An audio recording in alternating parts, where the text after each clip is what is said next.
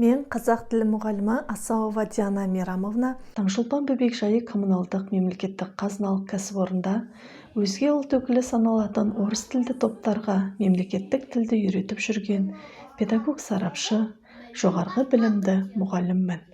Қанша жылдық тәжірибе арқасында бүлдіршіндердің қазақ тіліне деген сүйіспеншіліктерін оята білдім. Біздің бөбекжайда арнайы қазақ тілі кабинеті заманауи көрнекіліктер мен техникалармен жабдықталған. Балаларға арналған қазақшан қалай балақай, педагогтарға арналған қазақ тілін үйренейік сынды шағын үйірмелерді ұйымдастырамын. Балабақша қызметкерлері мен ата-аналарға мемлекеттік тілді үйретуде қажырлы еңбек етіп келемін. Өнегелі ұрпақ ұлт болашағы дегендей тіліміз бен салтымызды дәріптеп, мақтаныш тұтатын педагогтар қатарынанмын.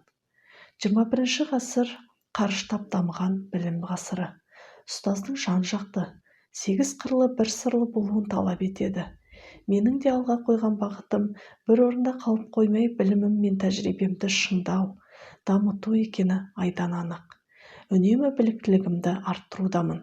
Өзге тілдің бәрін біл, өз тіліңді құрметте демекші, ағылшын тілінің А2 деңгейін толық оқып шықтым.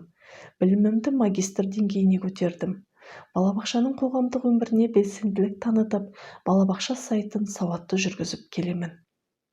Дені саудың жаны сау демекші, салауатты өмір салтын ұстану мақсатында спортқа да қызығушылығым басым.